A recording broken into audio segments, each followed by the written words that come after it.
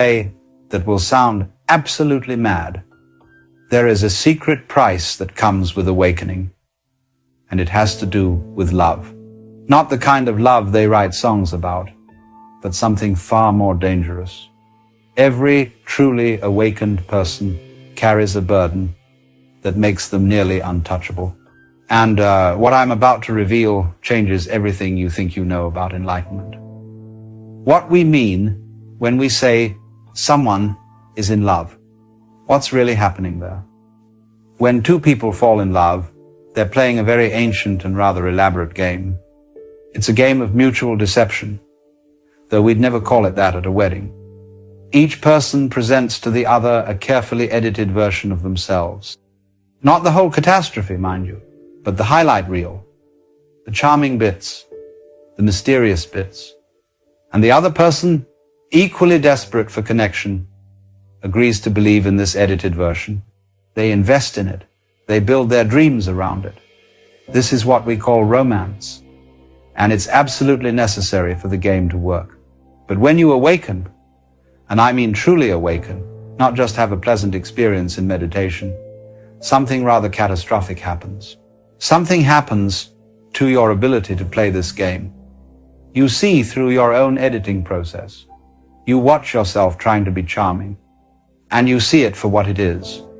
A performance, a mask, a clever little dance you've been doing since you were old enough to realize that certain behaviors get approval and others get rejection. And worse still, you see through everyone else's performance too. The awakened person stands before another human being completely naked, psychologically speaking. No pretense, no carefully crafted image, no future promises of becoming someone better, someone more complete. Just this strange, cosmic accident of consciousness that somehow learned to call itself by a name.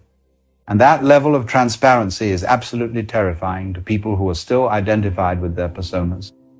You know what happens when you stop pretending? When you stop playing the game of I am this kind of person and I'm looking for that kind of person? People don't know what to do with you. They can't get a grip on you. It's like trying to nail Jell-O to the wall. You become unpin-downable. And our entire romantic structure is based on pinning people down into roles, into promises, into predictable patterns. The unawakened person is looking for someone to complete them. They're looking for their other half, as the saying goes. But the awakened soul isn't a half looking for another half. They're already whole. And two whole people meeting, now that's an entirely different proposition than two halves trying to make a whole. Most people aren't ready for that. They don't want wholeness meeting wholeness. They want need meeting need. That desperate clinging that feels like love but is really just two people afraid of their own emptiness, trying to fill the void with another person's presence. Imagine you meet someone at a party. Charming person, quite attractive. They ask you what you do, where you're going in life, what your dreams are, all the usual questions we use to build the story of who we think we are. Now, if you're awake, you realize you can't answer these questions honestly without sounding like you've lost your mind. Because the honest answer is, I'm nobody going nowhere, and the whole thing is a cosmic joke. I'm the universe pretending to be a person, asking another part of the universe pretending to be a person what they pretend to do. Try that at a cocktail party sometime and watch what happens. The person will smile politely and find someone else to talk to, someone who's still playing the game, someone who has ambitions and plans and a 5-year strategy, someone they can understand, categorize, and potentially fit into their life story. You see, people want to date a character in a novel, not the space between the words. They want someone with a story they can follow, a trajectory they can predict, a future they can imagine. The awakened person has no story. They're just here, now, being whatever is happening. The more you see through the illusion of the separate self, the less you can participate in the usual dance of relationship, because that dance requires two people who believe they're separate selves. It requires someone who can say, I need you, and mean it in that desperate, hungry way that makes for great poetry and terrible relationships. The kind of need that keeps the whole machinery of romance grinding along. That beautiful, tragic need that spawns 1,000 love songs and 1,000,000 broken hearts. It's the fuel that the entire romantic industrial complex runs on. But when you've awakened, you can't say, I need you in that way anymore. Not because you're cold or detached, but because you've seen that the I who would need and the you who would fulfill that need are both characters in a play. You've walked backstage and seen the ropes and pulleys. You can't unsee that. And you can't pretend you haven't seen it just to make someone feel comfortable. So you stand there, utterly available, completely open, but somehow impossible to possess. And possession, my friends, is what most people mistake for love. Think about the language we use. My girlfriend, my boyfriend, my wife, my husband. We speak of human beings if they were property. And when someone leaves us, we feel robbed, betrayed, as if something that belonged to us has been stolen. The awakened person cannot be owned because they don't even own themselves. How can you possess someone who has realized they don't exist as a separate, solid entity? It's like trying to capture smoke. You can see it, you can move through it, but the moment you try to grab it, there's nothing there. And this is where it gets truly interesting. The awakened person loves, oh yes, they love more deeply than you can imagine. But it's a love without hooks, a love without agenda, a love that doesn't ask anything in return because there's no separate entity there to receive anything. It's like the sun shining. The sun doesn't decide to shine on you because you've been good or withhold its light because you've been bad. It just shines. That's what it does. And the awakened person loves in this same unconditional, indiscriminate way. But you see, most people don't want that kind of love. They want the other kind, the kind with conditions, the kind that says, I love you because you make me feel complete. I love you because you validate my existence. I love you because when I'm with you, I can forget the gnawing anxiety that I might not really exist at all. That's the love that comes with strings attached, with contracts written in invisible ink, with expectations that neither party can ever quite articulate but both understand perfectly. It's a business arrangement disguised as romance.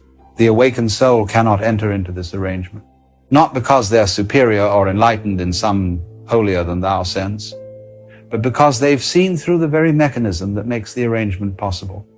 They can't fake the neediness. They can't manufacture the anxiety that makes possession feel like security.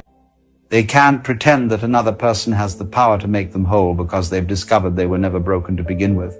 And so they wander through this world of lovers like a sober person at a party where everyone else is drunk.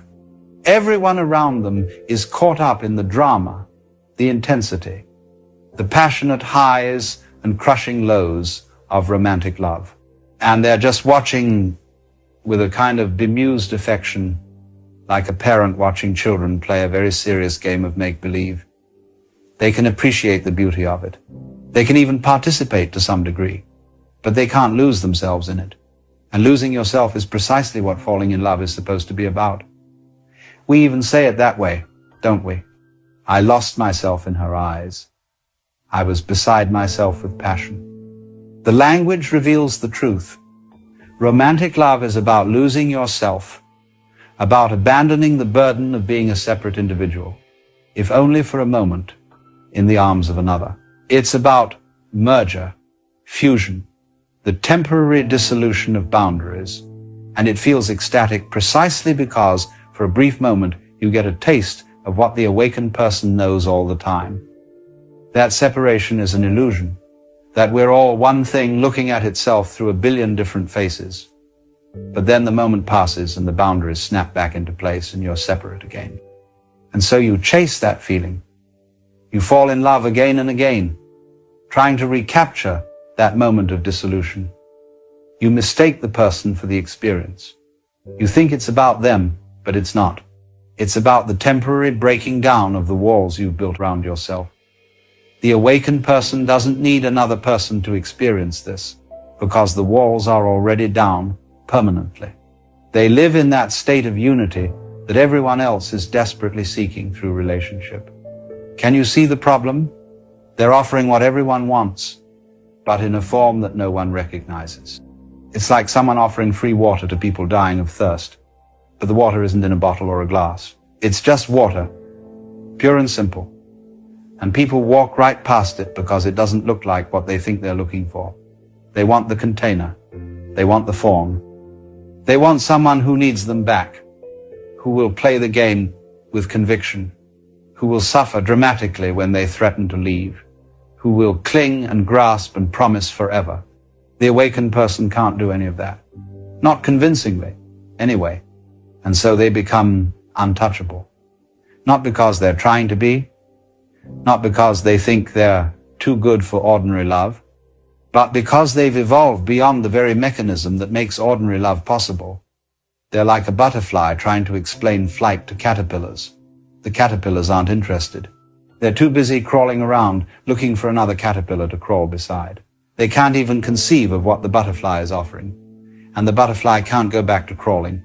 It's not a choice. The transformation is irreversible. You can't unknow what you know. You can't unsee what you've seen. Some of you might be thinking, well, what about two awakened people? Couldn't they have a relationship? But here's the beautiful thing. When two awakened people meet, they don't have a relationship in the conventional sense. They don't have that drama of separation and union, pushing and pulling, needing and fulfilling. They simply enjoy each other's company, moment by moment, with no story about past or future. They dance together without stepping on each other's toes because neither of them is trying to lead.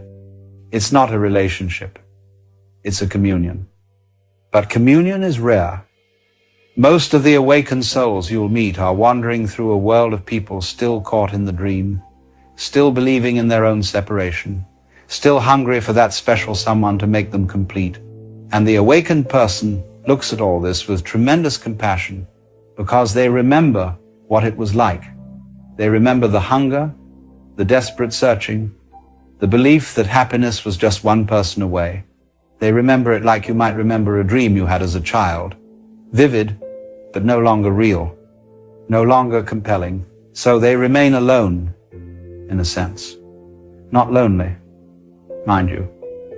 Loneliness is what you feel when you're a separate self longing for connection. The awakened person is never lonely because they're never really alone.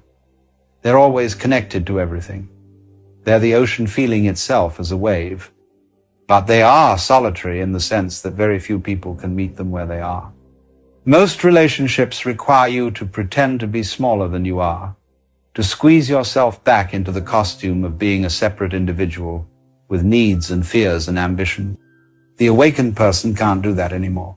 The costume doesn't fit. And so they live in this world, loving everyone and belonging to no one, available to all but possessed by none.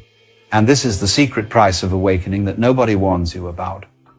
You gain everything, the whole universe, in fact, and you lose the ability to play the game that makes most people feel alive. You become cosmically rich and romantically poor. You see the joke, but nobody's laughing with you. You are free, but freedom looks like loneliness to people who are still in chains. And yet, there's something utterly perfect about it, because the awakened person doesn't feel they're missing out. They're not sitting around wishing they could fall in love the way other people do. They're not lonely for companionship in that hungry, desperate way. They're complete. And completion is what everyone's looking for through relationship but can never find there, because you can't find completeness in another person. You can only find it in yourself, by yourself, for yourself, or rather, by realizing there is no separate self to be complete or incomplete. This is what I mean when I say the awakened soul can't find love. They can't find it because they are it. they've become the very thing everyone else is searching for. And you can't find what you already are. You can't seek what you've already become. The search is over, but the party's still going on, and everyone at the party is still searching. So the awakened person sits in the corner, radiating love to everyone who passes by, but rarely do people stop. They're too busy looking for love to notice it standing right there. And that, my friends, is the cosmic joke, the cosmic tragedy, the cosmic perfection of it all. The awakened soul becomes love itself, and in doing so, becomes impossible to love in the way that most people understand love. They've transcended the game entirely. And once you've transcended the game, you can't go back and play it with a straight face. You're done, complete, whole, and profoundly, beautifully, perfectly alone in the crowd. Not because no one loves them, but because everyone does, and no one knows it. I'm going